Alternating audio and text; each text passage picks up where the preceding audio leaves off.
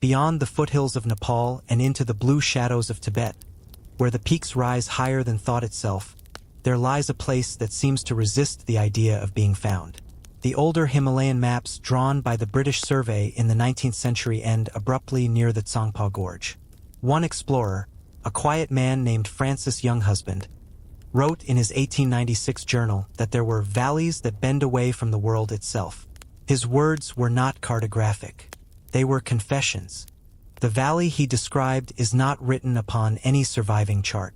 Monks of giants once whispered that the region was Shangsheng, an ancient kingdom said to predate even Tibet, a land of crystal lakes and hidden monasteries. Its people, the Bon sages believed, lived close to the breath of the mountains, guarding secrets that could not be spoken in daylight. When scholars later searched the archives at Lhasa, they found fragments of scrolls, prayers to unseen guardians, hymns that ended halfway through, as if interrupted by snow. It begins like this, a path that narrows beyond logic. The air grows thinner, carrying fewer sounds. Stones shift underfoot with an intelligence of their own. A single prayer flag flutters on a ridge, its colors faded to ghostly pastels. Below it, the valley opens like a wound of light, veiled in perpetual mist. Travelers have written that compasses whirl here, their needles trembling as though confused by the mountain's magnetism or by something older still, the pulse of the earth itself, misaligned from ordinary time.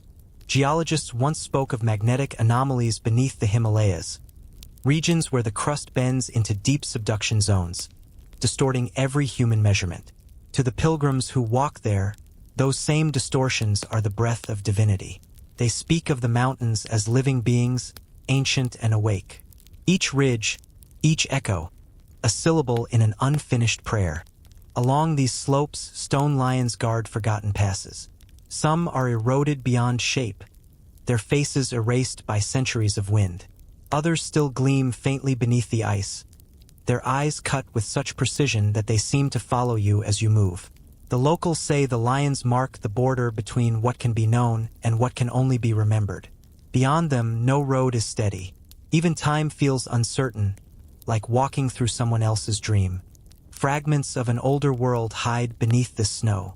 In 1933, a small team of climbers from the Schlagentweit brothers' circle found remnants of carved prayer wheels half buried in moraine. The metal was older than any monastery still standing. The inscriptions were written in a hybrid tongue, part Sanskrit, part something unrecorded. One phrase could be translated only as, "to guard the kingdom beneath silence." The discovery was never published in formal journals. It lingered in the footnotes of a private letter stored in the archives of Munich. Some who have journeyed this far speak of voices, not words exactly, but tonal murmurs that rise with the wind and fade with it. They echo through the ravines at dusk, resonating against walls of rock polished by centuries of avalanche. The sound is too low to be heard clearly, yet it settles within the chest, a vibration, ancient and almost human. Himalayan shamans believe it is the valley remembering itself. Scientists, if asked, might call it standing wave resonance between glacier walls. But even they speak softly when they describe it. As dusk descends, the valley glows faintly blue, as though lit from below by a frozen sea. The stars appear earlier here, enormous and close. The night sky in the high Himalayas is a cathedral without walls. You can hear the stars if you listen, the faint ringing, the thinnest hum.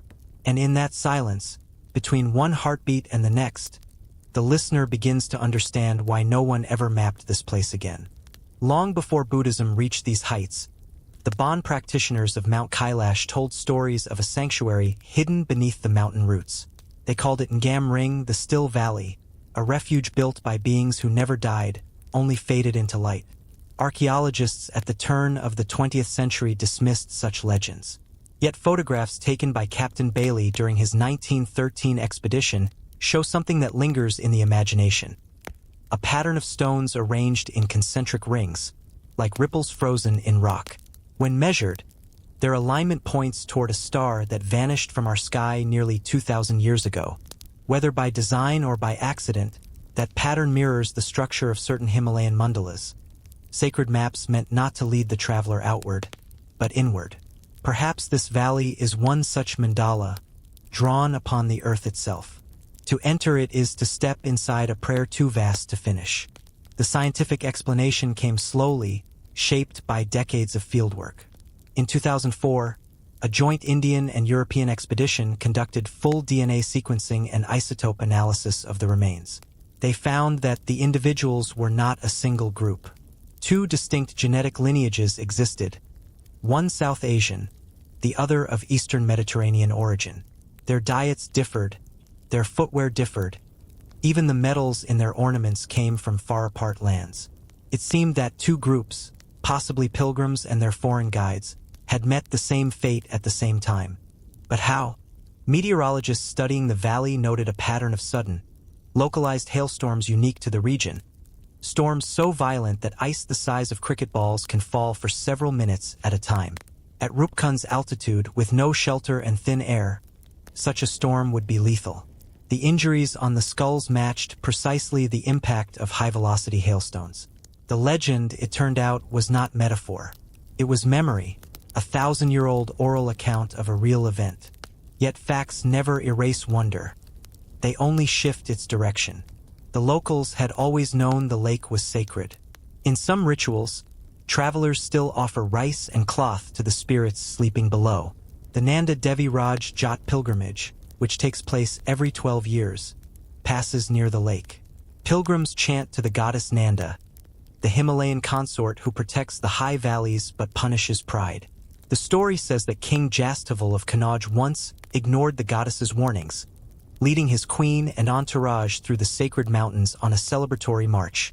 As they danced near Rupkund, hail rained from the heavens, ending the procession in silence. When archaeologists first excavated the site, they found bangles still encircling bones, wooden sandals carved for royal feet, and iron-tipped spears half-fused with ice. The radiocarbon dating later confirmed that some remains belonged to men, others to women, even children. The human story beneath the myth became clear.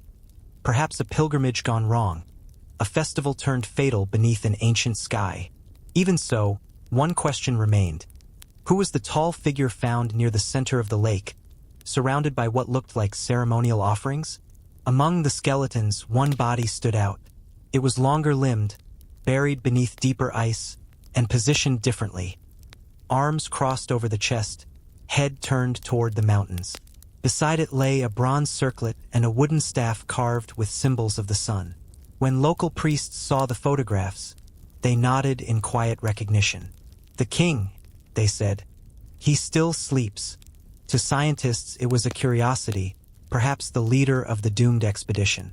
But to the people of the mountains, it was proof that the old songs were right. The sleeping king beneath the ice was not metaphor but remembrance. Each year, as the thaw begins, a faint ripple forms around that central point, a circular motion that seems to pulse, as though the mountain itself were exhaling. Geologists explain the movement as trapped gas beneath the ice, a natural release from organic decay. The villagers see it differently. A breath, the sign of a king who still dreams. At night, mist gathers over the ground, veiling the path. Every breath hangs visible for a moment before dissolving into the air. The cold is not cruel here. It feels like a form of attention. Lanterns burn dimly in old shepherd huts where no shepherds remain. You can almost hear the bleating of goats that lived centuries ago, the ring of a bell carried by a wind older than sound. There is something profoundly human in both explanations. Science traces the mechanics, myth traces the meaning, and between them lies the quiet truth that every civilization buries its longing in stories, especially those too heavy for reason alone. At Rupkund, the contrast between beauty and mortality is absolute. The lake is only 40 meters across, but it feels endless. Around its rim, offerings still appear each season. Marigolds frozen in snow, a candle left in a steel bowl, a silk ribbon carried upward by wind. The mountain watches without movement. Nothing decays quickly here. Even the dead seem undecided about leaving. When dusk falls, mist drifts over the ice like breath returning to lungs. The temperature drops suddenly, and the sound of the wind changes, a hollow resonance that seems to rise from beneath the surface. Climbers who have spent nights there describe a strange rhythm, as if the air itself were chanting. One wrote in his diary in 1967, "The wind hums, and for a moment, I hear the cadence of human voices, low, sorrowful, without language. Perhaps it is the echo of the hail still falling, centuries after it stopped. Perhaps it is the echo of prayers unfinished." In the archives of the Archaeological Survey of India lies a small cloth bundle labeled simply Rupkund, 1956. Inside is a lock of hair sealed in glass and a scrap of woven wool. The hair belonged to a young woman. Her isotopic signature suggests she grew up near the Ganges Plains, hundreds of kilometers away. The weave of the cloth matches patterns found in early medieval Benares. She must have climbed thousands of meters in sandals and silk, following her king into the mountains. What did she hope to see there? A goddess? A miracle? Her story is gone, but her presence remains. Every bone beneath the lake holds such a story, of devotion, of curiosity, of the fragile bridge between faith and fate. And so the legend endures. Each year, when pilgrims circle the mountain, they bow toward the frozen tarn and whisper the same phrase, "Rest, O King, until the mountain wakes." The belief is not that he will rise again, but that he already has, transformed into the snow that feeds the streams, into the echoes that guard the valley. Modern climbers, scientists, and storytellers all leave Rupkund with the same quiet awe. The facts are extraordinary. The preservation, the hail, the genetics that reveal ancient migration.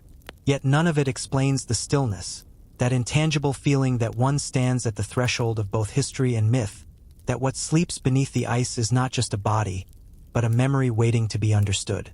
When night falls completely, the stars reflect upon the lake like a second sky. Between the constellations and the bones lies a silence too deep for words. And in that silence, perhaps the truth of the legend finally rests, not in proof or disbelief, but in the simple recognition that some stories endure because they refuse to end. The snow returns, gentle and deliberate, sealing everything once more. By morning, the lake is again a mirror. Beneath it, the king sleeps on, unchanged by centuries, untouched by the noise of the living. There is a ridge near the valley's mouth where travelers say the stars appear doubled, one reflection above, one below.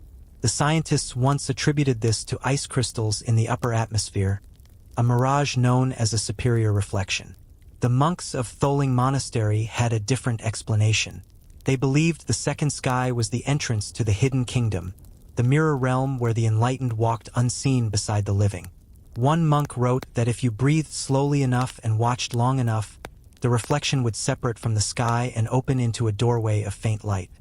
And somewhere, in the hush between one heartbeat and the next, you can almost imagine the mountain whispering.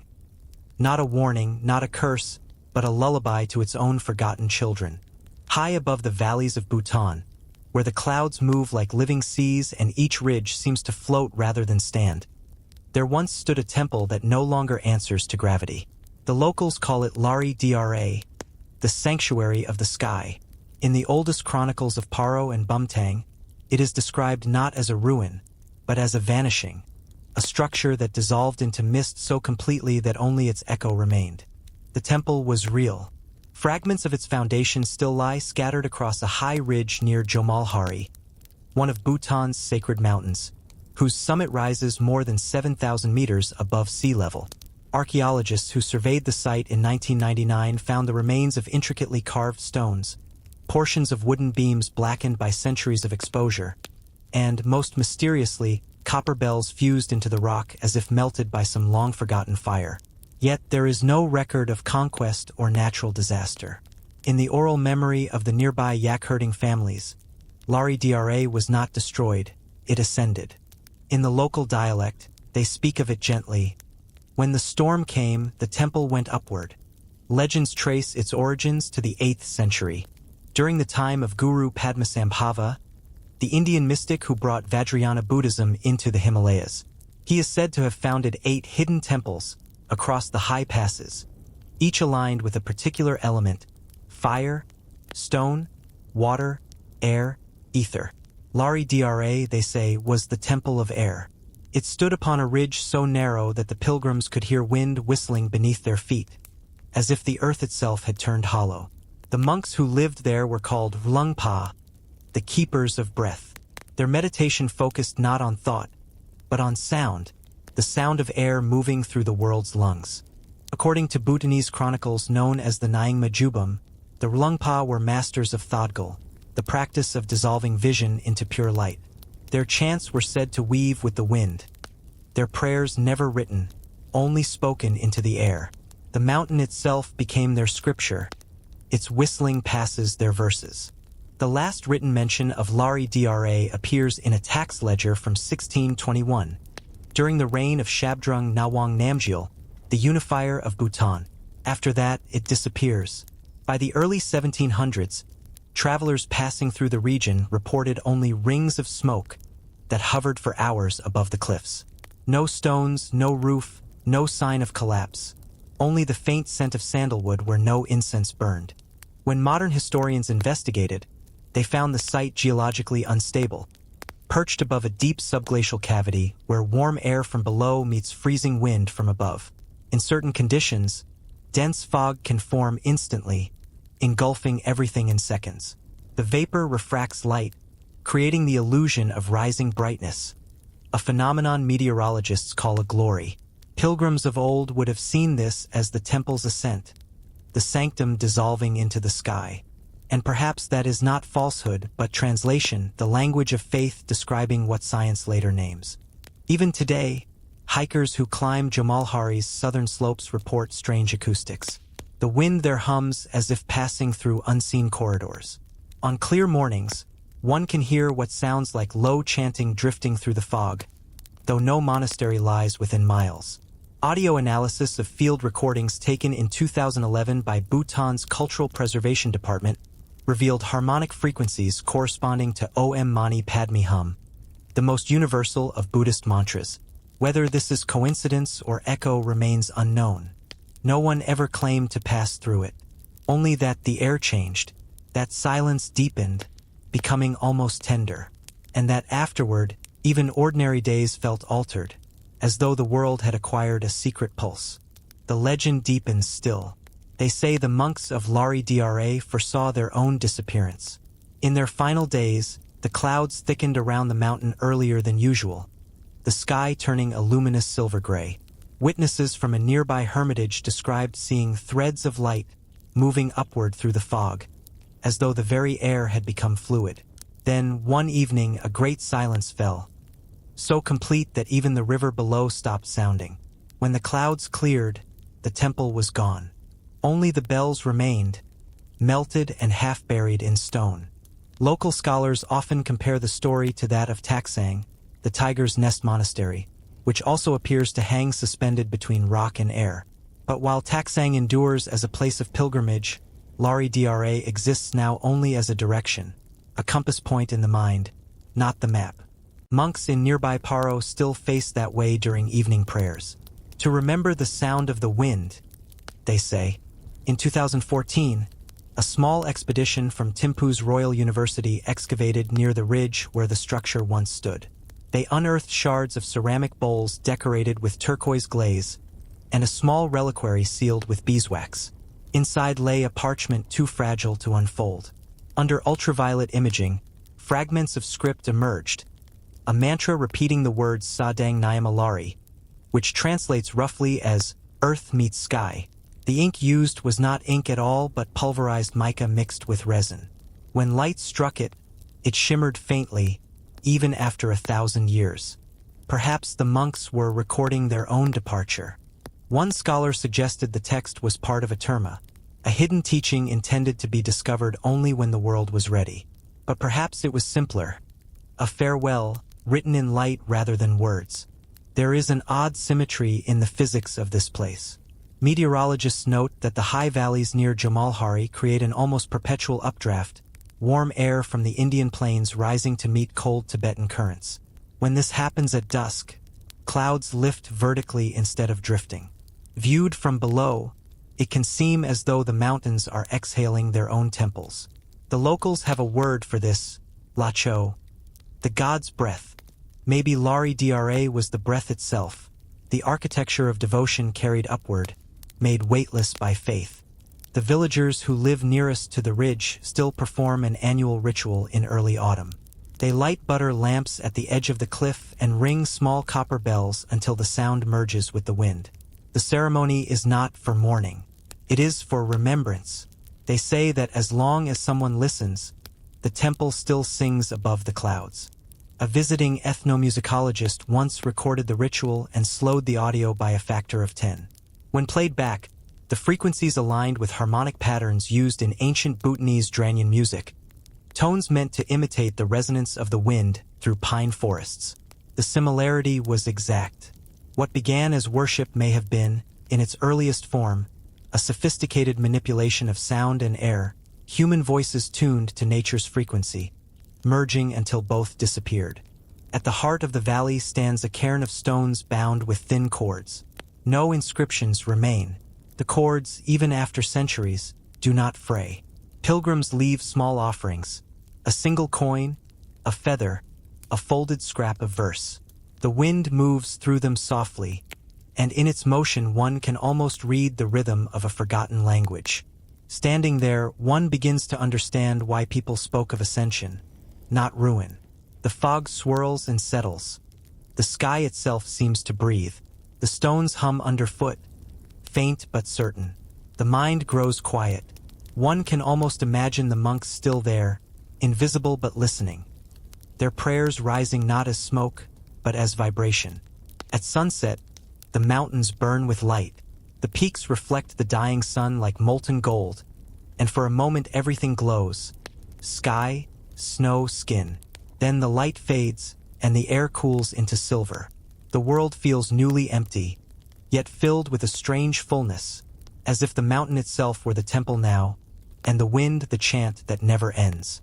The scholars who studied the ruins wrote in their final report, "No evidence of catastrophic destruction. The structure seems to have decayed upward rather than downward." The phrase, unintentionally poetic, captures something that archaeology rarely admits, that sometimes what vanishes leaves behind not absence, but presence of another kind. Those who climb there today often describe a feeling of vertigo not from height, but from stillness, a weightless dizziness, as though standing between solid earth and invisible space. Photographs taken on foggy days show columns of light that appear where no source exists, shafts descending from the clouds to touch the ridge, precisely where the temple once stood. Atmospheric optics explain it easily enough. Moisture, sun angle, refraction. But to anyone who has heard the legend, it is difficult not to think of the monk's final prayer, to become the bridge between air and sky, to dwell where breath becomes light. And perhaps they succeeded. When night comes, the clouds settle low, and the stars begin to pierce them. Not above, but within. The mountain gleams faintly, as though its stones still remember the hands that built the sanctuary. Wind moves through the ridges like the turning of invisible pages. Somewhere, a bell rings, one of the few still buried beneath rock, and its note stretches into the dark until it becomes indistinguishable from the wind. Those who hear it say it sounds less like a sound and more like memory returning. The temple that sank into cloud never truly vanished. It simply changed its form. Some structures collapse into ruin, others into air. And perhaps the holiest of them all are the ones that keep ascending, not to be seen, but to be heard whenever the wind passes through the silence. There is a monastery high in the northern Himalayas, older than the memory of its own name. Its walls lean slightly inward, as if listening to themselves, and its windows are cut in shapes that recall the geometry of dreams. No roads lead there now, only a thin path, traced by centuries of prayer, still remembers how to find it. Those who stay the night say that dreams here feel lucid, yet kind. One might dream of walking upon a bridge made of mist, or of hearing bells beneath the snow.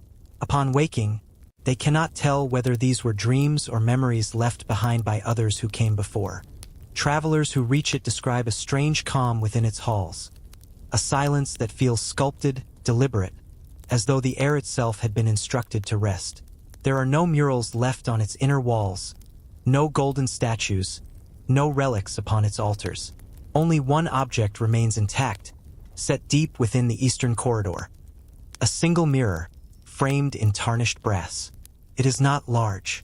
Its surface is uneven, dulled by centuries of frost and candle smoke. Yet, when light from the mountain breaks through the high slit of the window at dawn, the mirror glows, not with reflection, but with something quieter, deeper, like breath trapped within metal. The monks who still guard the ruin call it the witness.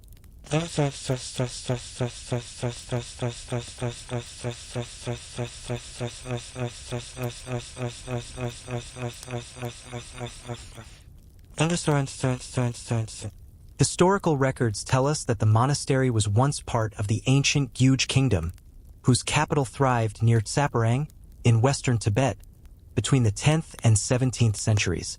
Gyuj was a kingdom of light, a place where Indian, Chinese, and Kashmiri influences converged, producing art of impossible delicacy. Walls there once shimmered with gold leaf and lapis pigment. Monasteries carved into the cliffs served both as sanctuaries and observatories. Some of the earliest translations of Sanskrit texts into Tibetan were completed within its chambers. When the kingdom fell in the mid-17th century, swallowed by war, famine, and the desert winds, its monasteries went silent. Many were abandoned. Others became sanctuaries for hermits. Yet in local oral accounts, one temple alone survived intact, hidden high in a pass near the source of the industry. That temple was said to hold a mirror that could show not faces, but fates. The first European reference appears in 1907, in a letter by the Swedish explorer Sven Hedin, who wrote of a shrine in Upper Tibet, where an ancient mirror remains an object of pilgrimage, believed to reveal the purity of one's karma. He never found it. Later, in 1935, Italian scholar Giuseppe Tucci again mentioned a mirror sanctified by the breath of countless monks. Tucci, ever skeptical yet poetic, called it a metaphor made metal. But for the locals, it was not metaphor. It was memory.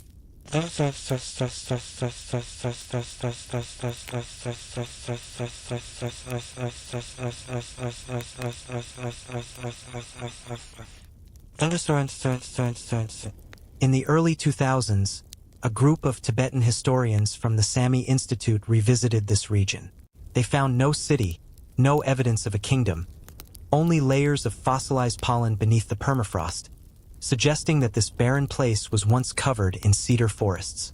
The carbon dating pointed to roughly 10,000 years ago, long before written history touched these mountains.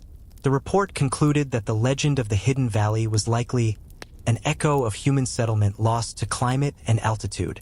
Yet even in their paper's final line, the researchers admitted something unusual.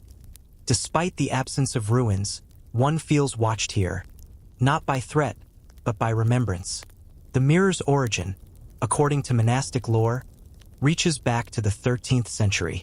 It was forged from an alloy of copper and silver blessed with the smoke of juniper resin and the ashes of sacred texts too damaged to read. The monks who created it did so not for vanity, but for meditation. They believed that when a person gazed into the mirror in silence long enough, the surface ceased to show their reflection. Instead, it revealed fragments, not of the future, but of what the mind refused to see. Old memories, unrealized thoughts, moments the soul had misplaced. It was, in essence, a device for truth, a reflection stripped of illusion.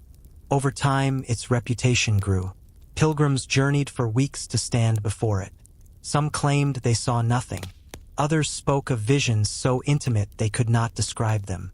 In the monastery's archives, one account survives, a fragment of a traveler's journal written in the 14th century, preserved now in the National Library of Bhutan. It reads, "The mirror breathed. In it I saw the road behind me, yet the dust had not settled. I saw my mother's hands, though she had never come this far north. When I reached out, my reflection did not follow."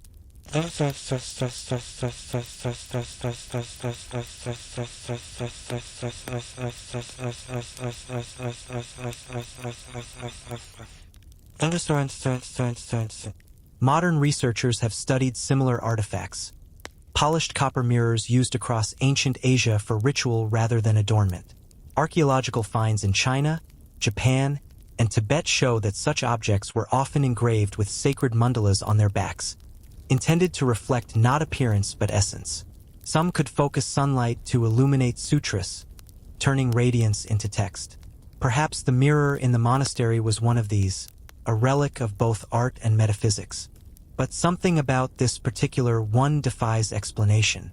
When the Anthropological Survey of India visited the site in 1979, they noted that the mirror, despite its age and exposure, had not tarnished completely. Its surface retained a faint opalescence that no cleaning could dull. Metallurgical analysis suggested traces of bismuth, a rare additive known to cause optical anomalies, scattering light into subtle iridescence. When struck by sunlight at a certain angle, the mirror does not reflect directly. It refracts, producing the faint illusion of depth, as though the image lies behind the surface rather than upon it. To a scientific mind, it is a curiosity. To those who have stood before it, it feels like a revelation.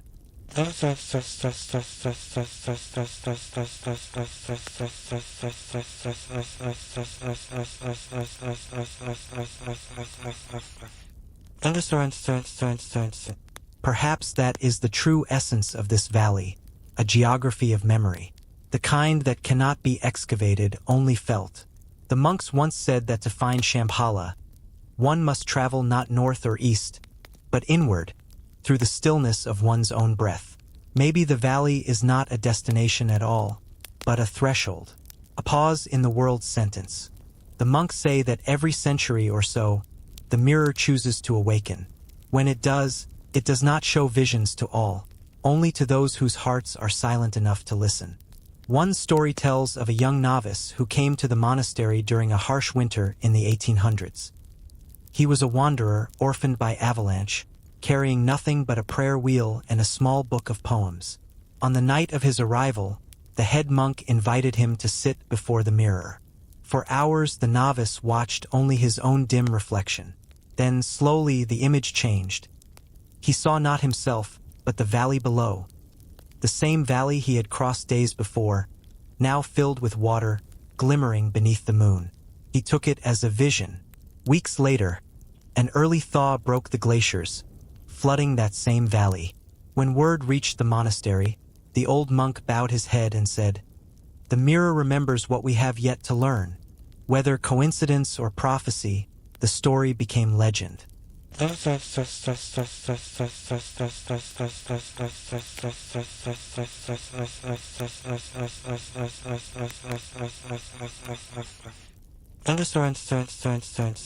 There are also darker tales. Some pilgrims claim the mirror reflects what one has hidden. A merchant from Leh reportedly fled the monastery in terror after seeing faces of those he had wronged, swirling in its depths. To him, the mirror was not holy but condemning. The monks did not deny it. Every mirror is a teacher, they said, but not all lessons are gentle. And yet, even in these stories, the tone is not fearful. The mirror is neither curse nor miracle. It is a witness to impermanence, to reflection itself. In Tibetan philosophy, mirrors often symbolize the mind, vast, clear, and unstained by what passes across it. Perhaps that is why this one endures, not because it shows secrets, but because it teaches the watcher to see without attachment.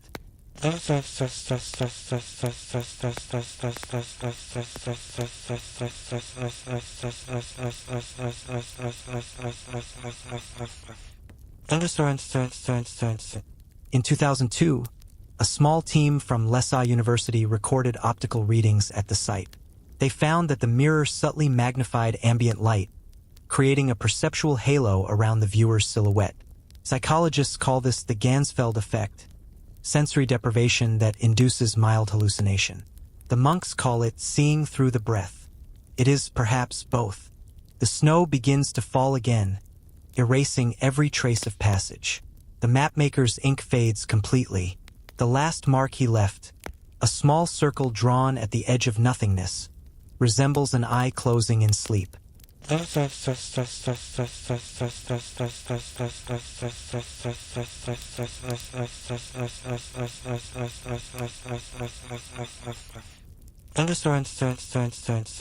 At dawn, when the first light enters the monastery, the mirror glows faintly gold. No reflection appears, only color, diffused and soft. The air feels charged, yet calm, as if the stone itself were inhaling. In that moment, the entire room seems to mirror the mirror, everything caught in a gentle suspension between substance and shadow. Pilgrims who stand before it often describe a single sensation, that the boundary between watcher and reflection dissolves. One monk explained it simply: "You do not see yourself. You remember that you were never apart."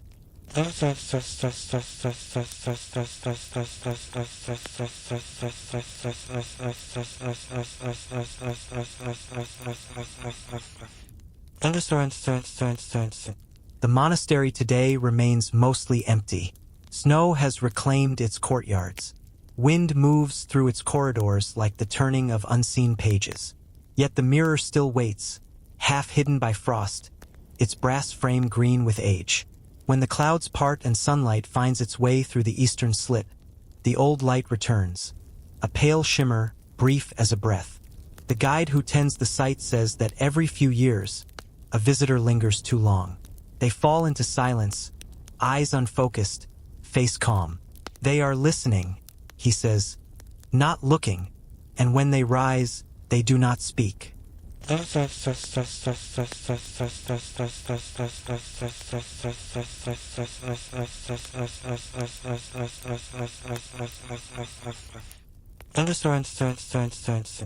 In a world where mirrors are everywhere, in screens, in glass, in restless self-regard, the idea of one that refuses to reflect feels almost sacred. Perhaps that is why this relic endures, high in the mountains, hidden from those who would turn it into spectacle. Its silence teaches what the modern world forgets, that to see is not always to know, and that sometimes the truest reflection lies in what vanishes when we look away. No one knows if the hidden kingdom ever truly existed. Perhaps it was never meant to be found. Perhaps its gates open only in silence, to those who no longer wish to discover, but to remember. And somewhere beneath the mountain's quiet weight, between stone and starlight, the valley waits, patient as eternity, listening to the echo of those who still believe that some places can be real even when they are gone.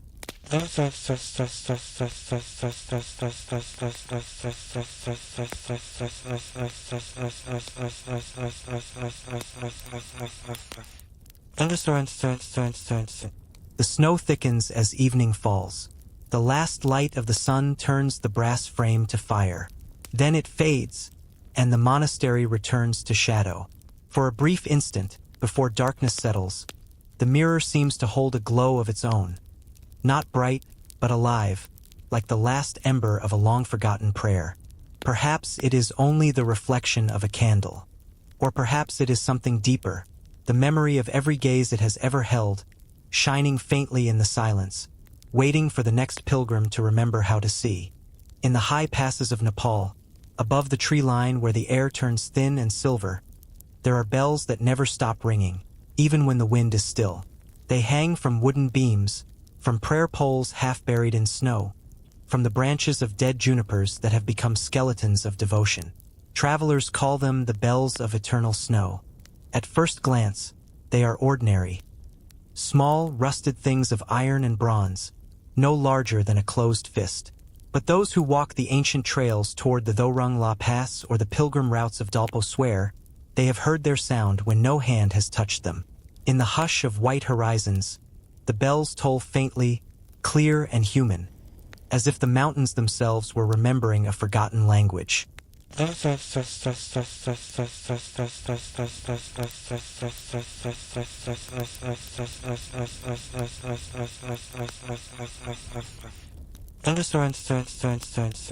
The custom of hanging bells along the Himalayan passes goes back at least 1,000 years. Early traders from Tibet and Mustang would tie small metal bells to their pack animals, so that the wind and snow could not muffle their approach. Over time, these bells took on ritual meaning. Shepherds left them behind as offerings for safe passage. Monks hung them in clusters near dangerous cliffs, believing their vibration could calm the spirits that haunted the high air. Archaeologists from the University of Kathmandu have excavated bell fragments dating to the 11th century near the Muktanath Valley, an area sacred to both Hindus and Buddhists.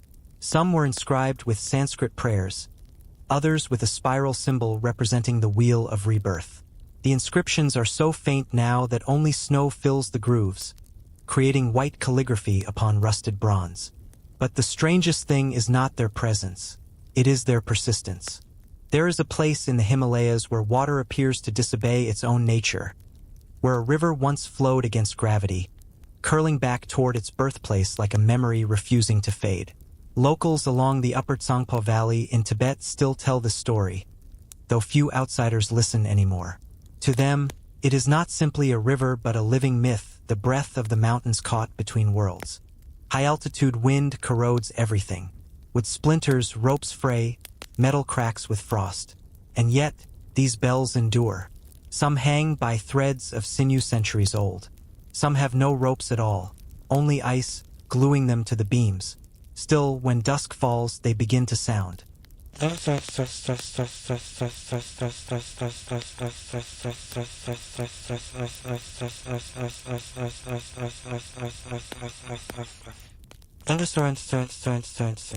In 1969, the Japanese mountaineer Junko Tabai, while crossing the Kali-Gandaki Valley, noted in her journal, "The wind died, the prayer flags hung still, yet the bells rang, softly, rhythmically, like breathing." Her Sherpa guide told her the mountain was exhaling, that the spirits of those who perished on the trail often borrowed the bells to announce their passing. To anthropologists, such stories are a way of translating grief. The Himalayas have always demanded life from those who love them. Countless traders, pilgrims, and soldiers have vanished into their white silence. The bells may simply be the survivor's memorial, an unending conversation between the living and the lost. And yet, some mysteries resist closure. Acousticians studying the region in the early 2000s found that the temperature gradient between snow and air can produce aeolian tones, a phenomenon where frozen metal vibrates under subtle pressure differences, even without wind. When one bell rings, it can set others into sympathetic resonance across long distances. In theory, a single tone can ripple through a valley, traveling for miles, a ghost of sound made by silence itself. But even knowing this, the feeling remains otherworldly.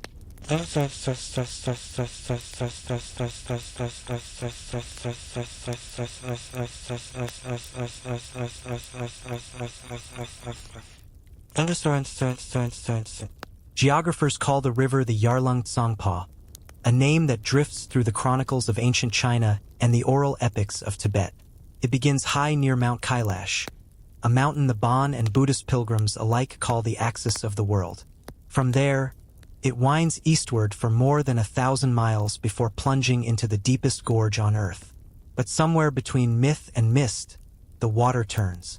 In older accounts, those kept by the monasteries near Tsetang, it is said that once, for a single season, the river reversed its flow. Not from storm or quake, but from something stranger, quieter, and divine. The monks of Muktanath Gampa, who tend one of the highest temples on earth, speak of the bells not as instruments but as prayers. "Metal remembers," one of them said. "When a prayer is spoken through it often enough, the shape of the sound stays.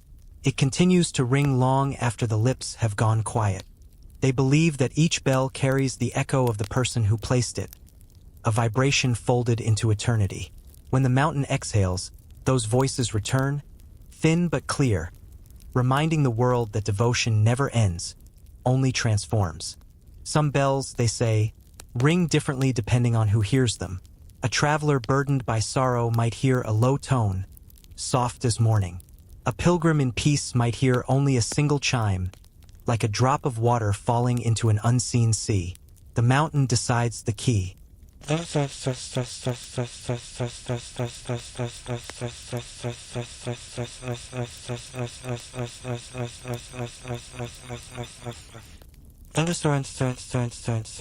In 2007, a group of climbers recorded the sound of the bells during a windless night near Thorong Phidi, at nearly 5,000 meters. Spectrogram analysis later revealed harmonic frequencies far below human hearing, infrasonic tones resonating through the snowpack itself. The scientists concluded that the ice beneath the bells was vibrating in sympathy with distant avalanches. But even one of the researchers admitted quietly, it felt less like physics and more like memory made audible. Because in those high valleys, even the most rational observation begins to waver. The horizon blurs. The air shimmers with frost light. Everything feels both alive and not. The bells, though small, sound enormous. Their echoes stretch through entire valleys, bouncing off glaciers and cliffs until they become chords. In some places, 2 or 3 tones meet, forming something like music, a slow, mournful scale that seems to move with breath. To hear it is to feel that the mountain itself is meditating.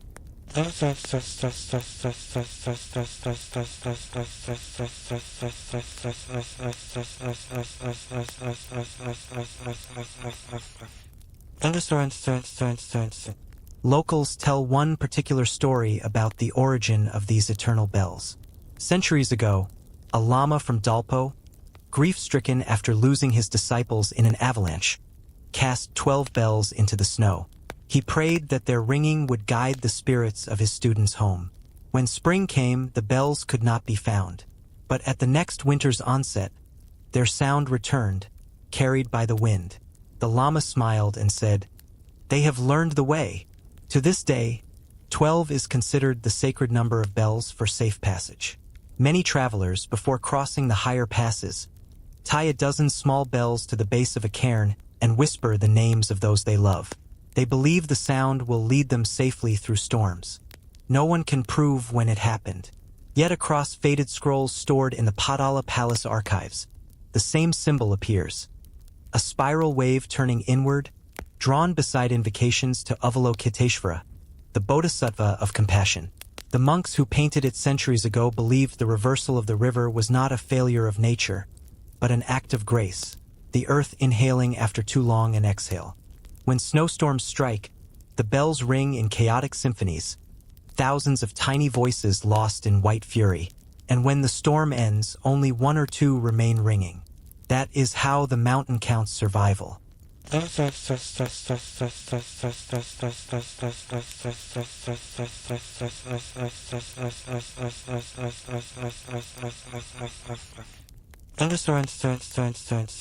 Every generation adds new bells, though the trail remains unmarked. Each one carries the fingerprints of the person who hung it, the oil of their skin sealed forever beneath frost. And so the mountains become a living archive of human touch. Sometimes, travelers take a bell as a token, believing its sound will guard their homes. But these bells rarely last long in lowlands. Within months, they crack or fall silent, as if unwilling to ring anywhere that snow cannot listen. A scholar from the Royal Nepal Academy once brought one to Kathmandu for study. The bell ceased to sound entirely, not even a faint metallic note. When he returned it to its place in the mountains, it rang the moment the wind touched it. It remembered where it belonged, he wrote.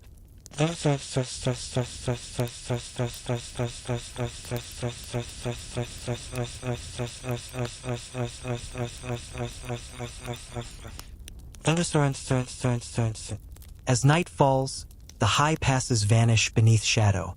The stars appear closer, enormous, as if suspended from invisible strings. The bells glow faintly in moonlight, their frost catching each glimmer like crystal breath. The silence here is not empty. It is layered, full of presence. Between each toll lies a vast pause, long enough for thought to dissolve. Those who have slept near these passes speak of dreams unlike any other. They hear the bells in their sleep, ringing through ice, echoing inside their chests. When they wake, the air around them is perfectly still, yet the sound continues, not through the ears, but through the body, as if the blood itself has learned the melody.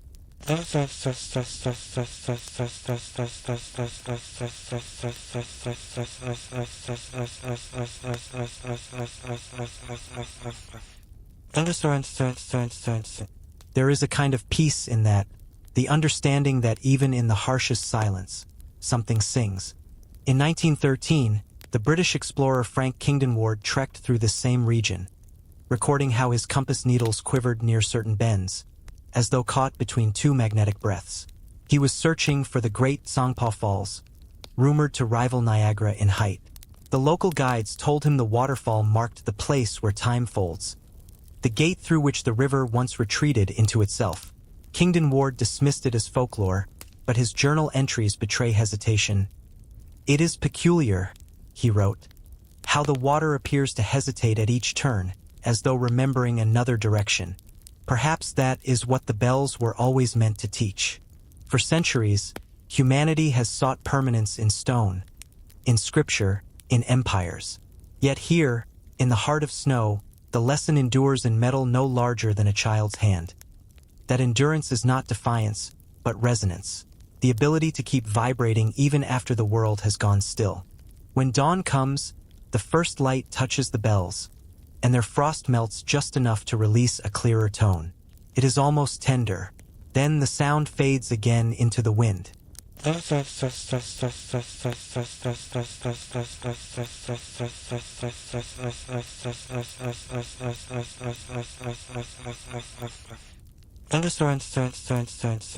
Mountaineers sometimes say that you do not conquer the Himalayas. You make peace with them. The same might be said of the bells.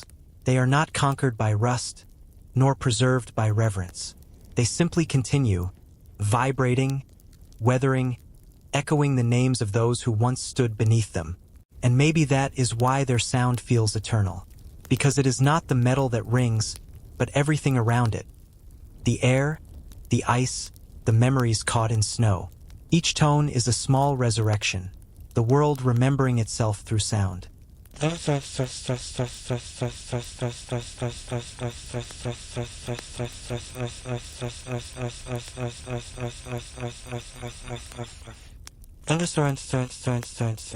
If you stand there long enough, with eyes closed and breath steady, you can hear it, the low hum of distance, the soft conversation between mountain and sky. And within that hum, a single bell rings, a clear, brief note that seems to come from nowhere and everywhere at once. Perhaps it is the mountain exhaling. Perhaps it is someone, long gone, still calling home. Scientists now know that Tsongpa carves its way through a fault zone so deep it pierces the Indian plate, a geological scar older than civilization. Within it, warm air from the Indian plains meets glacial winds from Tibet, creating vortices of pressure that twist the mist itself backward. Sometimes even the spray seems to rise instead of fall. In the twilight, these inversions look almost supernatural, as though the mountain were breathing in slow, luminous rhythm. And when the wind finally moves, carrying that sound down through the valleys, it becomes indistinguishable from the air itself. A music that has forgotten it is music, echoing forever through the endless white silence of eternal snow. In a remote valley of eastern Tibet, where the mountains close together like folded hands, there is said to be a gate that opens only once every 100 years. Not a gate of metal or wood, but of stone, silence, and light. Those who have heard the legend call it Khoten Tang, the threshold of time. Its entrance lies somewhere beyond the Yarlung Valley, near the ancient trade paths that once connected Lhasa with the wild, unmarked regions of the Tsongpa Gorge. For centuries, pilgrims, explorers, and scholars have searched for it, tracing old maps and oral tales, following symbols carved into boulders that seem to lead nowhere. Some return with nothing but frost in their beards. Others claim they felt something, a presence in the air, a pulse beneath the rock, as though the mountain were waiting for its own memory to awaken.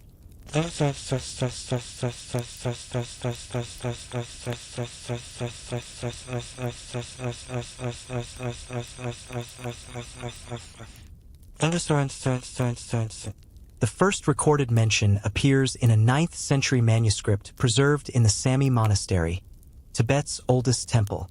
Written in smudged gold ink on black paper, it speaks of a door that is not a door, which opens when the moon's shadow stands perfectly above the heart of the valley.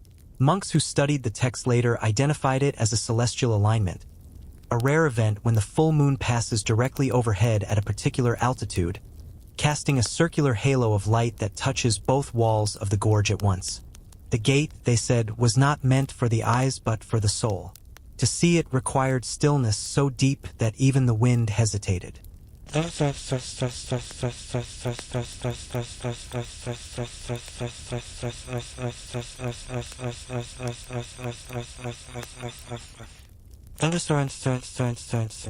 In 1924, British mountaineer George Lee Mallory, writing from his Everest expedition, mentioned hearing Tibetan guides speak of a sealed chasm that breathes once a century.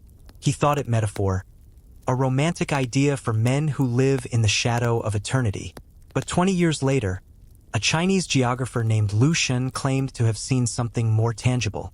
While mapping high-altitude karst formations near the Brahmaputra Bend, Lu's team recorded an enormous arch of stone, nearly 30 meters high, its base hidden by mist. When sunlight struck it at a certain hour, the inner surface shimmered as though wet. Yet when they approached, it vanished. Not collapsed, not concealed, simply gone, like light withdrawing.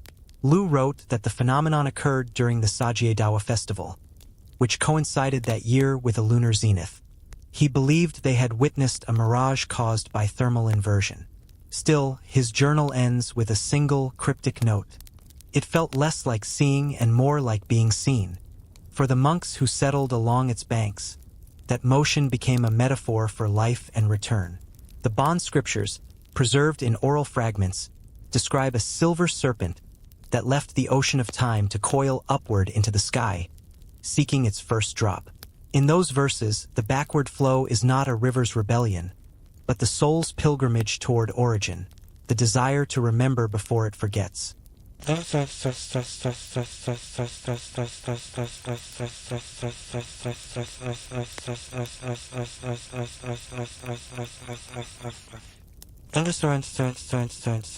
To the monks of the Yarlung region, the gate is not legend but cycle. They speak of it in calendars, not stories. Every 100 years, at the turn of a lunar century, the moon is said to stand in perfect geometry with the surrounding peaks, creating a ring of cold fire. In that moment, the surface of one mountain face glows, faintly at first, then fiercely, until it resembles a door of light etched into the stone. They say that those who enter do not die, but vanish into stillness. Some return days later, unchanged yet silent. Others never return at all.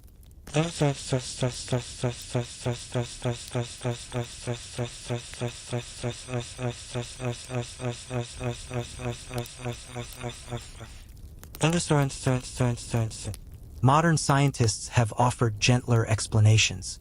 Geologists point to veins of mica and quartz that, under certain pressure and temperature, can refract moonlight into luminous patterns, a natural phenomenon akin to the moonbows seen near Himalayan waterfalls.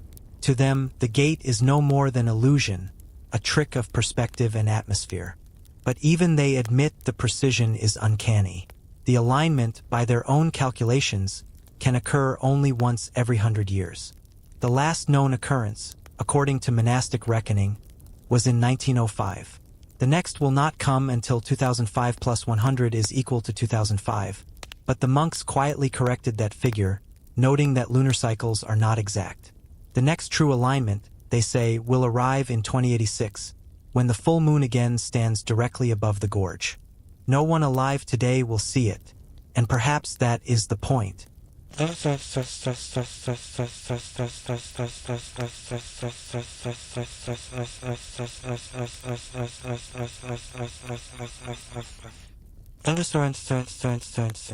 For those who believe, the gate represents more than a phenomenon. It is the physical embodiment of impermanence and patience, two of the highest Himalayan virtues. Its century-long silence reminds humanity of time's vast rhythm, a cadence too wide for mortal ears. The mountains, they say, measure life not in days, but in breaths of stone. Imagine standing there at dusk. The sun sinks behind black ridges, and the air smells of cedar and frost. The river seems motionless at first glance, but if you listen, you can hear a deep pulse under the surface, not water upon stone, but stone upon water. In that stillness, light shifts slowly, as though drawn against the current. A white scarf tied to a nearby cairn flutters toward the mountains, not away from them. Even the wind forgets its path. A monk from Tashilhunpo Monastery once described it beautifully. The gate teaches by not opening. It reminds us that some doors exist only to be awaited.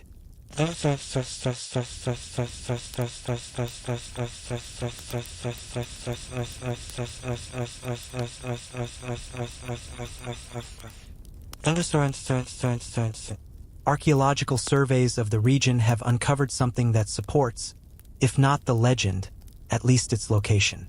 Near the confluence of the Yarlung Tsongpa and Chongye rivers, explorers discovered an ancient hermitage, a narrow cave lined with symbols resembling a door surrounded by concentric circles. Carbon dating placed the pigments at roughly 1,200 years old. The paint used was derived from crushed lapis and ochre, materials reserved for sacred diagrams. Etched above the doorway, barely visible now, are 6 syllables: Om Mani Padme Hum. Was it an early representation of the gate, or the gate itself, carved as remembrance of an event long past? No answer satisfies both faith and fact.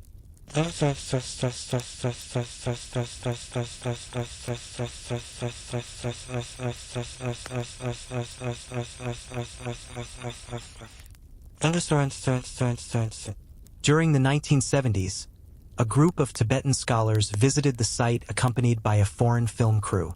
As they set up their equipment, a sudden wind rose through the gorge, warm, circular, unseasonal.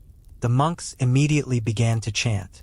The leader of the crew, an Italian cinematographer, later wrote in his diary, "It sounded as if the air was moving backwards.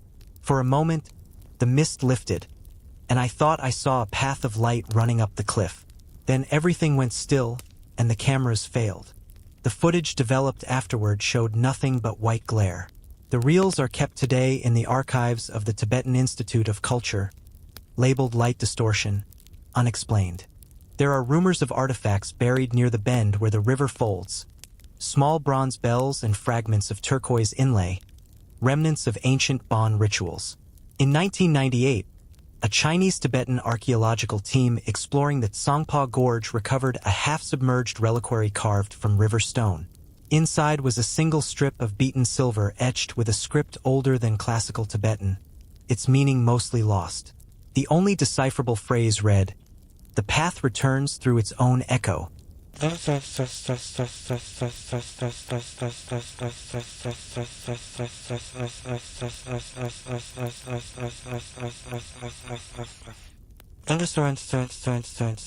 Some say the gate is the entrance to Shambhala, the mythical kingdom of peace hidden within the Himalayas.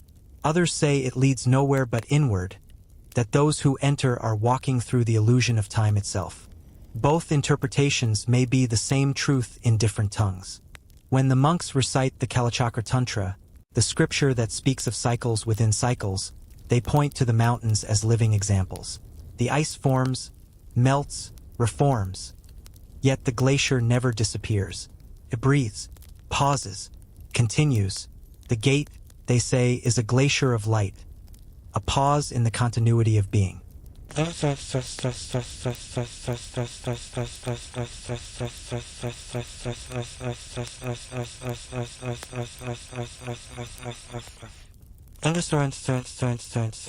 Imagine standing there on the night it opens. The valley is silent. The air burns cold enough to crystallize breath. The moon stands motionless overhead, white and perfect. Slowly, the cliff face begins to glow, not with brightness, but with depth, like the surface of deep water. The outline of a doorway appears, tall and thin. Mist coils around it like silk. Then a sound, not music, not thunder, but a vibration that passes through bone. The light does not blind. It hums, and for one heartbeat, the air itself feels alive, as if remembering the act of creation. Then, without warning, the glow fades.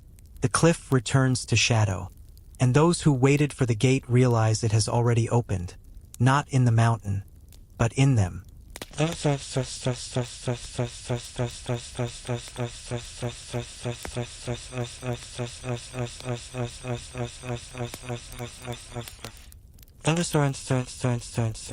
When the French explorer Alexandre David Neal wrote of her time among the Tibetan hermits in the early 1900s, she noted a phrase the monks often repeated, "All doors open inward." She took it as metaphor for meditation. Yet, in the context of the gate, the words become literal, an instruction for how to cross thresholds that have no hinges. It is strange how such things survive, how metal remembers when language does not.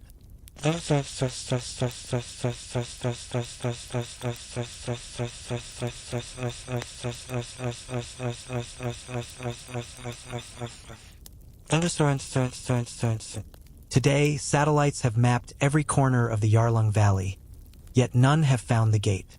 The rock remains ordinary, the cliffs barren, but those who visit the region speak of a subtle unease, a feeling of being watched by the landscape itself. Sensors record faint magnetic fluctuations, as if something beneath the surface were shifting rhythmically, once every lunar month. Geologists attribute this to subterranean ice melt. The monks smile and say, "The gate breathes."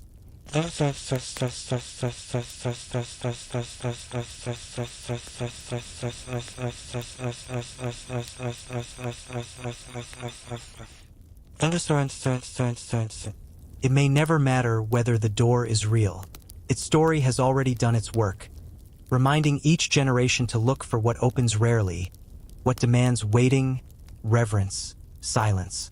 Perhaps that is the gate's true gift, because in a world of restless movement, to wait a century for a single moment of light is an act of devotion beyond reason. And when that light comes, even if it lasts no longer than a breath, it reminds all who see it that eternity is not distance, but attention.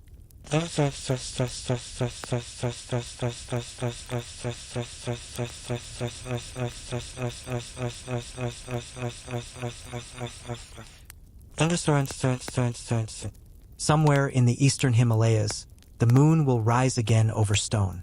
The valley will fill with mist, and a faint shimmer will run along the cliff face, brief as a sigh, gone before anyone can name it. Perhaps that shimmer is nothing more than ice refracting light. Or perhaps it is the gate remembering its promise, opening just enough for the mountain to exhale, for time to pause, for silence itself to step through. Old Buddhist texts tell of Padmasambhava, the sage who brought Tantric Buddhism to Tibet in the 8th century. One legend claims that he once crossed the Tsongpa on foot, not over a bridge but over the river itself. The waters, recognizing him, reversed their course in reverence, carrying him backward toward the mountain. In this way, the myth of the backward river became intertwined with enlightenment, the idea that to awaken is to retrace, to return. At the end of every Himalayan legend, there is one more legend waiting, a final whisper, as soft as the exhale that leaves a candle's flame unbroken. Among the Sherpa and Bon storytellers of the upper valleys, this last story is told only when the wind is still, the story of a city that cannot be found by foot, compass, or map. They call it Nima Ladrin, the city hidden in breath. It is said to lie not beneath the earth nor above the clouds, but within the thin veil that separates breath from silence. Those who seek it must learn to stop searching, to breathe until the world itself begins to listen back. The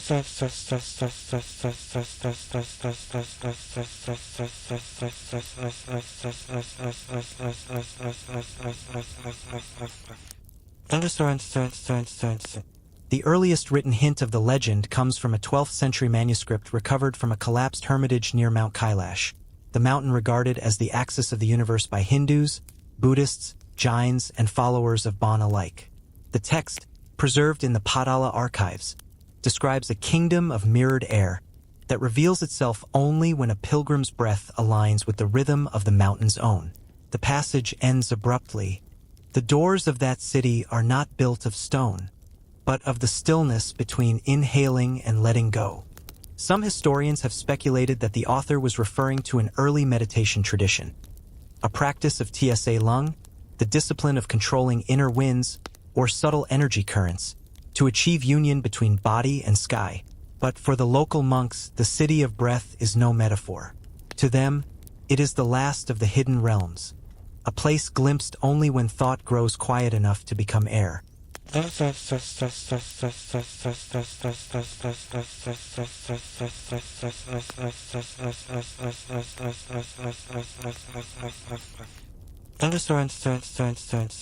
To travelers and dreamers, the notion is irresistible. What if a river could remember its source? What if all creation longs, not to move outward, but to go home? Accounts of similar visions appear throughout Himalayan history. The Bonpo texts of western Tibet mention Tagzig Almo Lung Ring, an invisible kingdom from which the first teachers emerged. The Buddhist Terma, hidden teachings, speak of Baol, secret valleys concealed by Padmasambhava, the Guru Rinpoche, to protect the faithful in times of decay.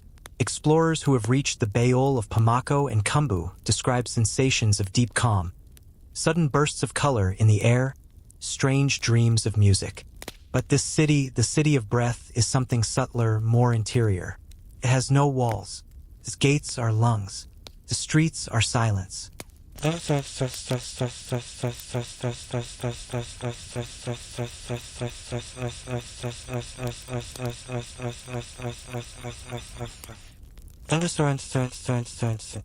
few who claim to have seen it never describe buildings, only impressions. Faint outlines of towers woven from light, bridges that dissolve as one crosses, streams of air that hum like strings of an unseen instrument. One hermit from Ladakh, recorded by the French traveler Jacques Baquet in 1908, said, "It is not a city you walk through, but one that walks through you. When you breathe, it breathes back." Baquet considered it poetry. But recent neuroscientific studies of prolonged meditation have revealed phenomena the old stories anticipated: perceptions of luminous geometry during extreme stillness, rhythmic synchronization between heartbeat and environment, the dissolution of boundaries between self and space. In a sense, the physiology of the hidden city lives within every body.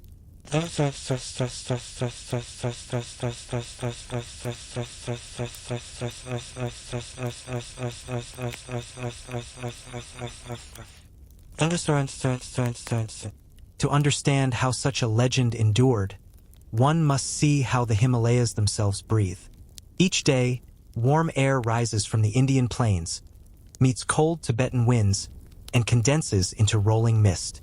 The entire range inhales and exhales. Monks living at high altitude have long measured time not by clocks, but by the rhythm of the clouds, the valley filling and emptying like a chest. Even the mountains seem to participate in this illusion. The peaks reflect in the current so perfectly that for a moment one cannot tell which is real, the stone or its echo in water.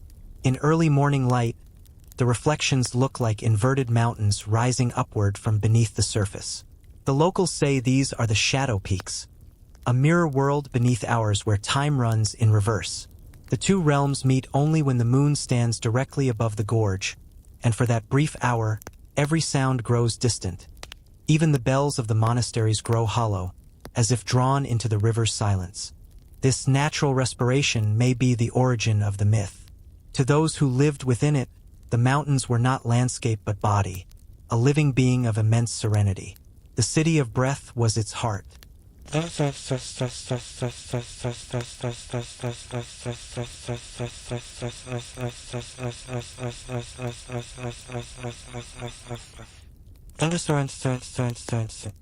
1988, a joint Indo-Tibetan research expedition studied unusual temperature and pressure fluctuations around Kailash's southern face.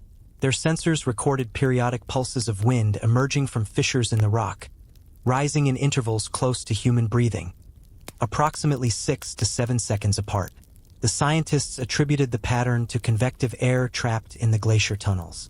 But one monk, watching their instruments, smiled and said, "The mountain is meditating." For him, there was no contradiction between science and spirit. Measurement only confirmed what myth had always known, that the world is alive with breath.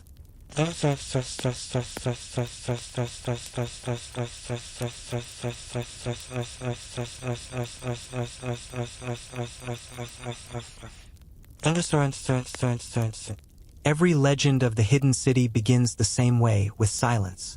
A traveler, exhausted by ascent, sits to rest. The air grows thin, thought grows slow. Some describe hearing a tone beneath all other sounds. Not quite wind, not quite heartbeat. When they match their breath to it, the world shifts. The horizon deepens. The air thickens into gold. The snow begins to glow from within. Then, for a brief moment, they glimpse movement, patterns of light that seem to pulse with their lungs. And then it's gone. They wake to find the same rocks, the same sky, but something has changed, as if the distance between themselves and the world has vanished. Western travelers often reduced such tales to metaphor, but they never stayed long enough to feel what the monks meant. When the expedition of the 1930s mapped the Tsongpa, they noted a region where eddies formed against the flow for miles at a time, creating the illusion that the river climbed uphill. It was, they said, an optical effect caused by steep gradients and refracted mist. Yet even they admitted, it is difficult, while standing there, not to believe the water moves as it chooses.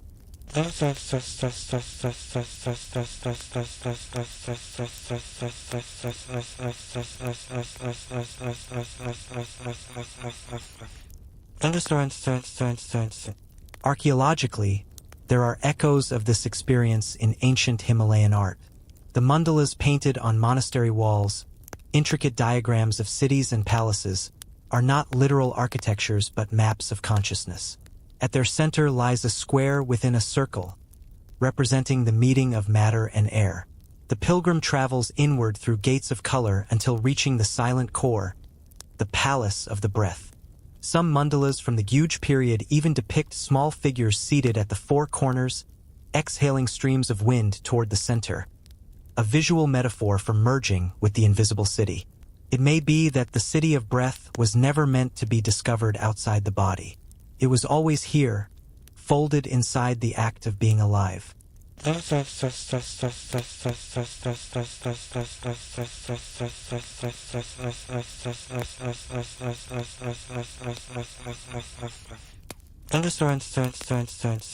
Yet, curiously, physical traces do exist. Near the Tsaparang ruins, archaeologists found fragments of copper plates etched with patterns of spiraling circles and inscribed mantras about air. One plate, now housed in the Tibet Museum, bears the inscription, "The unseen city waits behind the pulse." Carbon dating places it around the 11th century. Its edges are worn smooth by centuries of touch, as though carried by travelers who used it as a talisman. A portable map of something that could not be drawn.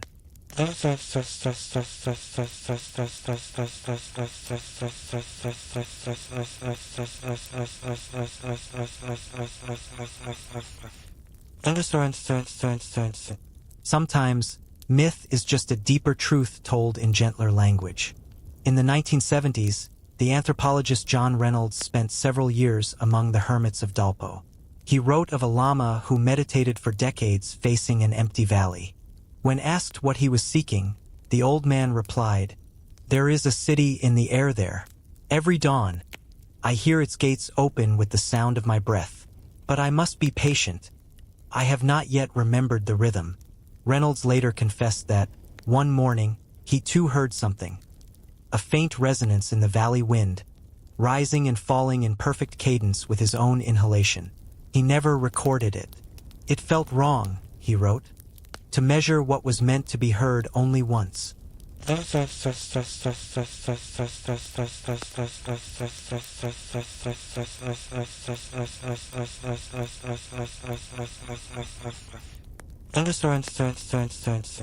Pilgrims today still travel to those high ridges. They carry no instruments, no compasses, only prayer flags and patience.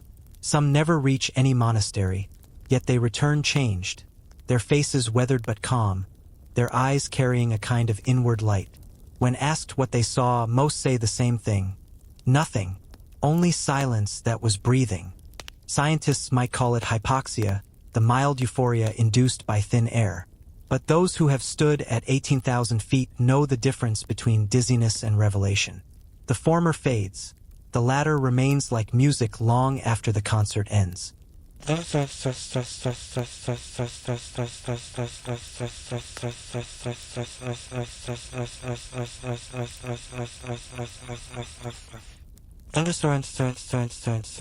At twilight, when the wind softens and the sky turns the color of ash and rose, the mountains seem to exhale. The valleys fill with mist that curls upward like smoke from unseen incense. For a few minutes, every sound, the bells, the streams, the distant thunder, aligns into a single note. There is another story whispered along the gorge, of a hermit who once lived in a cave overlooking the river. He spent 50 years watching it change with the seasons. When asked what he had learned, he replied only, "The river is not water, it is breath." They found him one winter morning seated in meditation, eyes open, surrounded by frost. His robes had turned the color of the stones.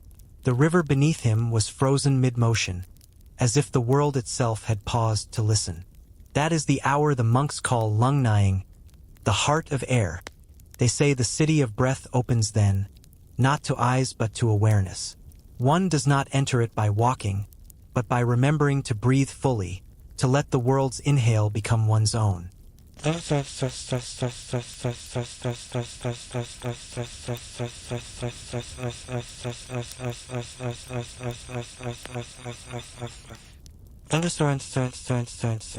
Perhaps that is why every spiritual path, whether Bon, Buddhist, or beyond, returns at last to breath. It is the first gate and the final one, the bridge between form and formlessness. In the language of myth, the city hidden in breath is simply the moment when separation dissolves, when the self becomes atmosphere, and life recognizes itself in every wind that moves across the snow.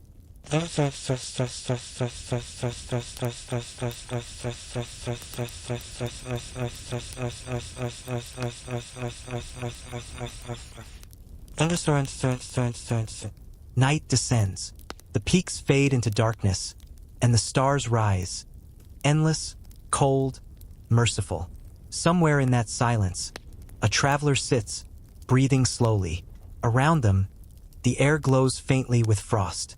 For a heartbeat, they feel the world breathing with them, vast and weightless, as though the mountains themselves have drawn near to listen. And maybe, just for that moment, they have arrived. Not in a city of stone or gold, but in the invisible city that was waiting all along. The one that lives between inhaling and letting go. The city that no map can hold. In that silence, everything seemed to flow backward. Clouds moving against the wind. The morning sun rising before dawn. Prayer flags fluttering toward the mountains. Then the thaw came and all resumed as before. But for those few who saw it, the image never left them. The city hidden forever in breath. The wind is quieter now. The trails have ended where all trails end, in silence. What began as a journey through valleys, temples, mirrors, and frozen lakes returns, at last, to stillness. The same stillness that first gave birth to story. You have walked among mountains that do not need names. You have followed footprints that vanished centuries ago. You have seen light fold itself into silence, and silence unfold into form. Now the peaks around you stand like sentinels of time. Their shadows stretch farther than history, and between them, the air moves, slowly, deliberately. The same breath that once filled the lungs of forgotten kings, vanished monks, and travelers who waited for gates that never opened. Each legend, you might have noticed, left something unsolved. The river, even now, carries fragments of stories in its current. Beneath the rapids lie carved wooden tablets, washed down from lost monasteries during centuries of flood. Some have been recovered downstream near Arunachal Pradesh. Their inscriptions, half erased, mention a kingdom of mirrors, said to exist beyond the last bend, accessible only when the current stands still. Whether this refers to the fabled hidden land of Baal Pamako or something more inward is uncertain. Yet the geography matches ancient pilgrimage routes, paths that lead nowhere visible, yet transform those who walk them. The valley where maps end, the river that flowed backward, the monks who vanished into light, the bells that ring without wind, the city hidden in breath. None offered answers. They offered attention. That is what these mountains have always taught, that mystery does not ask to be solved, only witnessed.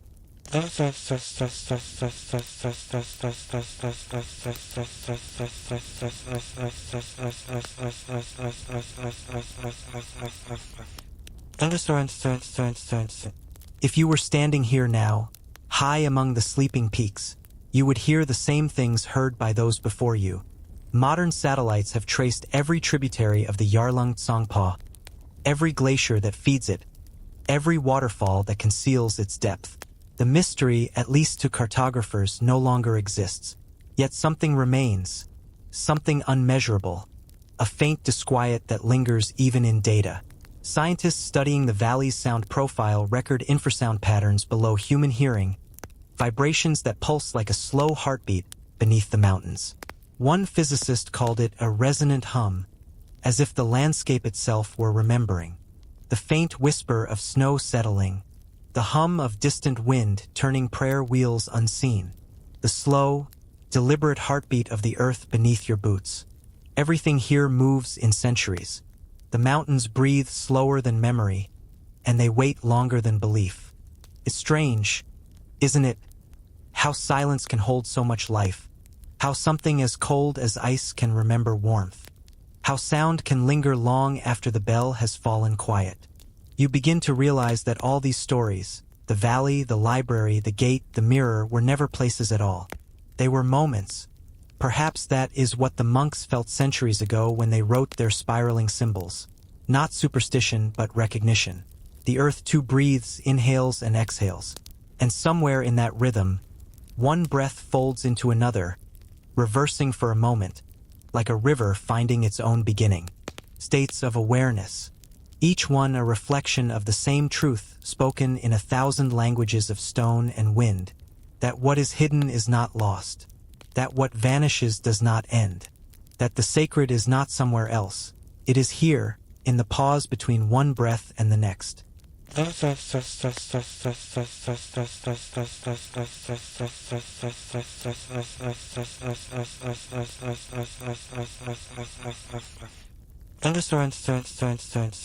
Centuries ago, a monk from Hemis wrote a line in his diary that still survives, scratched onto a fragment of birch bark. The mountain has no voice until you stop speaking. Perhaps that is the purpose of such stories, to guide the listener toward that quiet, to carry them past the noise of the day into a landscape where even thought walks barefoot. In that stillness, history softens into memory, and memory into dream. At twilight, when fog drifts low over the water, everything seems caught in suspension. The current barely moving, the sky mirrored perfectly in the surface. It is impossible to tell which way the river runs. The listener, too, feels suspended between directions, between waking and sleep, between departure and return. And somewhere in that dream, you may hear the bells again, the faint chime of distance, calling through snow. It does not call you to action, calls you to rest.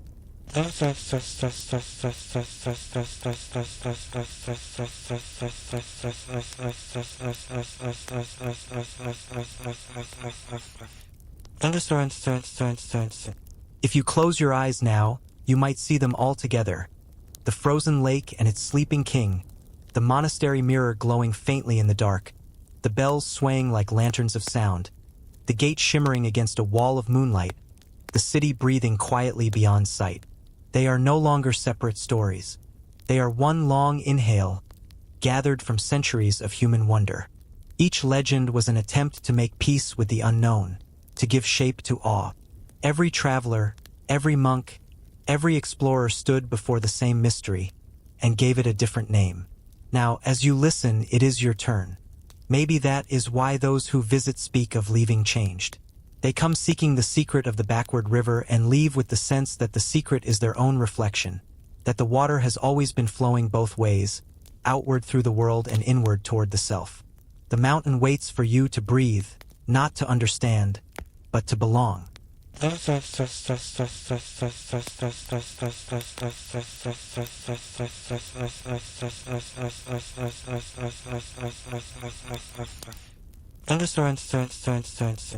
Perhaps, after all, that is the hidden kingdom beneath the Himalayas. Not a place of stone or gold or secret gates, but the soft realm that opens when the mind grows quiet, and the heart beats in rhythm with the sky. It lives in you, in everyone who listens long enough for silence to speak. So breathe one last time. Let the mountain exhale through you. Let the old winds carry away what you no longer need to hold. As night settles, the gorge darkens to indigo. The roar of water becomes softer, almost like breathing. Somewhere in the mist, a bell sounds once, distant, hollow, endlessly repeating through the echoing walls. The stories will remain, drifting through the thin air, circling the peaks, waiting for another night, another traveler, another heart that still believes in wonder. And when the world falls asleep, the Himalayas will whisper once more, as they have whispered for 10,000 years, that all things which fade are not forgotten, that every echo finds its way home, and that beneath the breath of mountains, nothing is ever truly lost. And in that moment, it is impossible to know whether the river moves forward, backward, or not at all. Only that it moves, and that movement is enough. The slow rhythm of eternity folding into itself, carrying everything it has ever touched back into silence. Perhaps the river never turned at all. Perhaps it was we who did. At the far edge of the Himalayas, where wind carries the scent of juniper and the echo of bells, there stands a monastery carved directly into a cliff. It clings to the rock like a thought refusing to fade. 1,000 feet above the valley floor, its whitewashed walls half devoured by cloud. This is Fugdal, or what remains of it. The monastery is real. Travelers have reached it for centuries, tracing narrow goat paths along the cliffs of Zanskar in northern India. Yet beyond its physical presence lies another story, one spoken quietly among the monks and passed like a breath through generations. The story of those who vanished into light. It began, they say, in the late 14th century, when the sage Fakba Sharab is believed to have founded the temple. He and his disciples carved prayer halls into the mountain itself, creating chambers where sound could travel in endless circles. They believed such acoustics helped the mind dissolve, that when a chant echoed long enough, it no longer belonged to the voice that began it.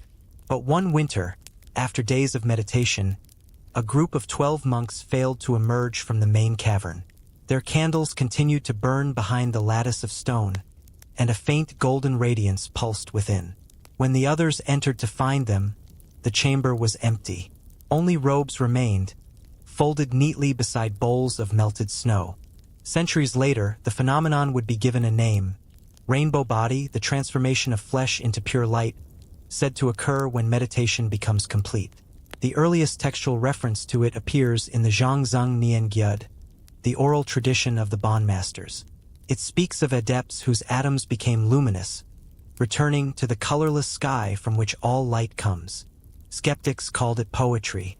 Yet even modern visitors to Fugdal remark upon the strange clarity of the air inside its caves. A faint, luminous haze that never dims, even when lamps are extinguished. In 1932, the Hungarian scholar Soma de Koros, who had once lived among Tibetan monks and compiled the first Tibetan English dictionary, wrote a brief note describing a soft radiance, like snow reflecting moonlight, emanating from the temple walls themselves. He died before he could return to verify it. His journal ends with a single line: "Perhaps the light is memory itself." Standing in those corridors, one can imagine what he meant. The walls breathe. The stone seems porous, as if inhaling the low chants that fill the dusk. Butter lamps flicker, casting halos rather than shadows. Outside, the wind hums through the carved windows in a single, resonant note, a tone that lingers long after the monks fall silent. Some physicists who have visited suggest that the glow could come from natural minerals, mica dust embedded in the limestone, reflecting minimal light like phosphorescent skin. But to the monks, the explanation only deepens the mystery. They see no contradiction between science and spirit. The minerals, too, are part of the cosmic design. Everything shines when it forgets to be separate, one of them told an anthropologist from Delhi in 1976. And indeed, that seems to be the essence of the legend. Dissolution. The story of the vanished monks is not confined to Fugdal. Across the Himalayas, similar accounts appear at Tabo in Spiti, at Hemis near Leh, even in remote Bhutanese hermitages. Always the same detail repeats. Folded robes, unburned butter lamps, faint traces of warmth where no body remains. In one preserved report from 1952, a British officer named John Snelling, stationed near Lunst described visiting a cave where a fragrance of cedar and butter lingered though no offering burned. His local guide whispered, "They have walked into light." There are photographs, hazy, almost dreamlike, of small globes of luminosity drifting across dark chapels. Most can be explained as dust or the lens catching a flame. Yet the monks themselves do not seek proof. To them, disappearance is not a miracle but a continuation. When salt dissolves in water, one lama said, "You do not mourn the salt. It has become what it always was." Still, even in their serenity, traces of human longing remain. In one secluded chamber behind Fugtal's main prayer hall lies a mural painted in natural dyes. Deep indigo, ochre, cinnabar. It depicts 12 monks ascending into concentric rings of light. Around their fading forms, stylized clouds swirl in spirals, drawn with such care that they seem to move as one breathes. The outermost ring bears a Sanskrit inscription, Sarvam Jyoti Bhavati, all becomes light. Art historians date the painting to around 1500 CE, when Himalayan Buddhism blended with indigenous Bon imagery, fusing spiritual and elemental worlds. There is a quiet factual layer beneath the myth. In recent decades, anthropologists and medical researchers have documented extraordinary phenomena among long-term meditators in the Himalayas. Body temperatures rising during trance, heart rates slowing nearly to stillness, oxygen use reduced to fractions of normal human need. In 1982, a Harvard study observed Tibetan monks drying soaked sheets on their bodies in sub-zero temperatures, their skin radiating warmth like fire through snow. The scientists measured no light, but the idea lingers that consciousness itself can alter matter, that awareness might carry luminescence beyond the visible. And perhaps somewhere in that margin between physiology and faith, the story of the vanishing monks resides. To imagine it is to see the final meditation not as an ending but as return. Picture the last evening, the cavern steeped in saffron glow, the low rhythm of drums fading into heartbeat. One by one, the monks inhale the sound until breath and chant become indistinguishable. Outside, snow begins to fall, slow and deliberate, muting every echo. The air inside shimmers faintly, as though each flake carries its own candle.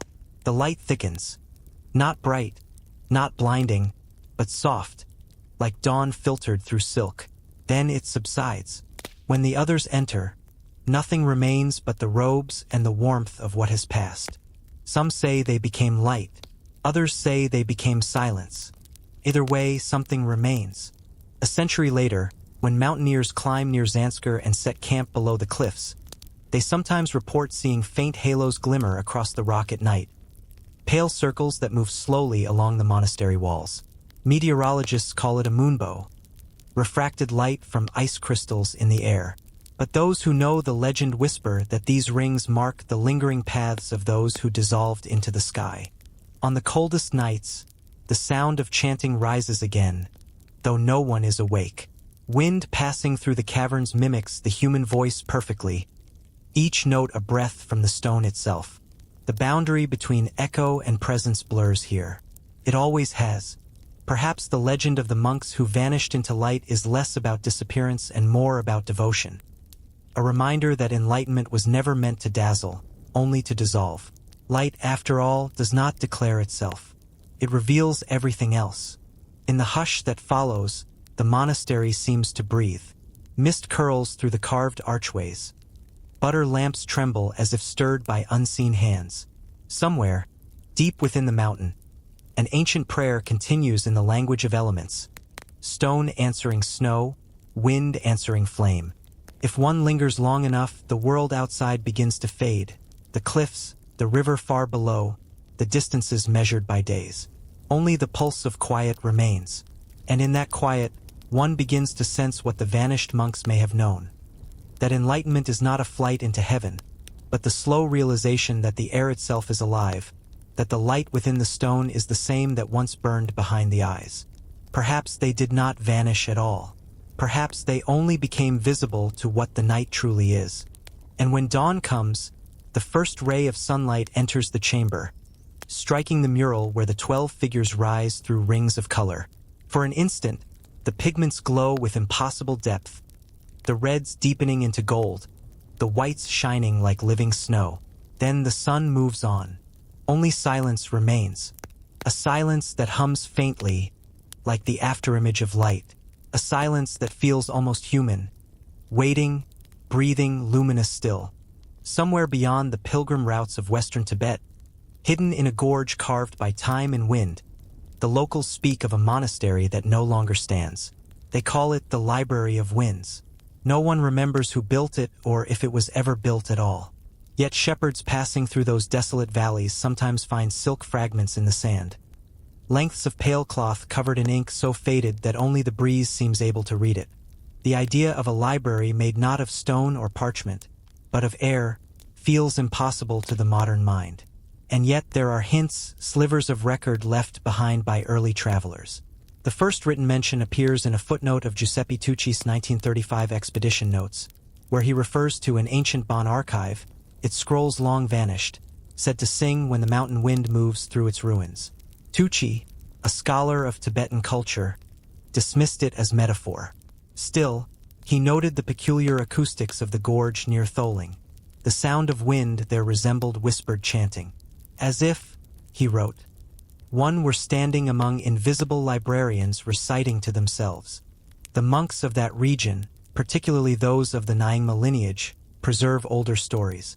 They say the Library of Winds was founded during the reign of King Songtsen Gampo in the 7th century, when the first Buddhist scriptures were translated into Tibetan. But these were not ordinary texts. They were hymns written on translucent silk, meant not to be read but to be heard. The monks believed that wisdom could not be contained by words. It had to travel. So they hung the scrolls between carved wooden frames, letting the wind breathe through them. Each gust became a reader, each flutter a syllable of sacred sound. It is said that the library grew vast, miles of corridors carved into the mountain's belly, scrolls shimmering like banners of moonlight. Pilgrims who visited spoke of the air trembling with music, though no instrument played. At dawn, the mountain mists would coil through the halls, and every surface would hum with a faint, resonant tone, as if the rocks themselves remembered the voices that once prayed there. Centuries later, when the Mongol invasions swept through Tibet, many monasteries were destroyed, their manuscripts scattered to dust. But none of the conquerors ever found this place. Some say the library was never built of matter at all, that it existed only at certain altitudes, visible only to those whose minds were silent enough to hear it. Others claim it was hidden beneath a glacier that has since retreated, revealing only faint traces. Smooth stones aligned like ribs of a buried structure, and the haunting sound that rises when wind crosses the gap between them. Modern researchers who have ventured into the gorge report strange phenomena. The valley amplifies even a whisper, transforming it into a chorus of echoes that seem to come from everywhere at once. Acousticians from Kyoto University who analyzed recordings in 2008 discovered harmonic overtones spanning frequencies too precise to be natural. They speculated that the gorge's shape, narrow at the base, widening near the summit, acts as a vast resonator. Yet one of the team members, a Buddhist scholar himself, wrote privately that the sound felt intentional, as though designed to remember. And perhaps that is what the ancient monks believed, that sound is a vessel of memory, carrying knowledge where stone and ink cannot. In Tibetan cosmology, the element of air relung is sacred. It is the medium through which consciousness moves, the invisible path between worlds. The Library of Winds, according to oral accounts from nearby Ladakh, was devoted not to preserving words, but to teaching listeners how to hear the world's first utterance, the primordial vibration from which all creation flowed. In a sense, it was not a library at all. It was an instrument, the earth's own organ, tuned to the breath of the divine. Travelers who claim to have reached its remnants describe an uncanny serenity there. The temperature drops suddenly. Sound thickens. If one sits quietly, even heartbeats seem to fade until the only thing left is wind. steady, circular, like an eternal inhalation. Some report faint melodies, voices interwoven with the breeze, reciting fragments of forgotten sutras. No two listeners hear the same words. There is a peculiar detail that recurs across all accounts: the sensation that the wind is reading you, moving through your thoughts the way it once moved through silk. One can almost imagine the scene when it was whole. Scrolls suspended like pale wings, the air filled with invisible text. No candles, no walls, only breath and light. The monks who tended it would never speak above a whisper, fearing to interrupt the wind's recitation. They wrote new sutras by exhaling into fine dust, letting it settle upon cloth in patterns only the faithful could interpret. The act of reading was not visual but auditory. To understand was to listen. Historians might call this metaphor. Yet fragments of fine, wind-worn silk have indeed been recovered in the high gorges west of Kailash. Analysis shows traces of indigo pigment and plant ash used in ancient Tibetan inks. The fibers date to roughly the 8th century, the same era the legends describe. Whether these belong to banners, scrolls, or mere garments, no one can say. But the myth continues to breathe through them. As evening descends, the gorge fills with a cold, whispering mist. Each gust carries a note, soft and tremulous, echoing against unseen walls. The sound is never constant. It builds, pauses, returns, like thought, like prayer, like the rhythm of sleep. In those moments, standing amid silence that is never still, one understands why the monks called it a library. Every breath is a page turning, every pause a punctuation of the sacred. In Bon and early Buddhist philosophy, there is a belief that knowledge never disappears, it only changes form. The scriptures may burn, the temples crumble, but the meaning persists in air, waiting for an ear attuned enough to hear it again. Some lamas believe the Library of Winds still exists, not in geography but in resonance. Every time a mantra is whispered, a door opens in the unseen archive of sound. Perhaps this is why, during rituals at remote monasteries, the monks pause and tilt their heads toward the mountains before they chant. They are not looking for direction, they are listening for a reply. In 2015, a team of climbers descending from the Sutlej River Gorge recorded an audio anomaly. For several minutes, the wind produced a steady, harmonic tone, unlike any natural sound they'd heard. Spectrogram analysis showed distinct frequencies corresponding to the pentatonic scale used in ancient Himalayan chants. The discovery never reached mainstream journals, but it circulated quietly among acousticians and mystics alike. The climbers described the experience as standing inside a hymn too large to end. Perhaps, after all, the library never vanished. Perhaps it only shifted form. Its scrolls dissolved into atmosphere, its hymns scattered like pollen, its architecture rebuilt from sound itself. Imagine sitting there, high among the rocks, as twilight deepens into indigo. The cold wind brushes your face. Far below, the world hums faintly, distant villages, unseen rivers, the hidden pulse of the earth.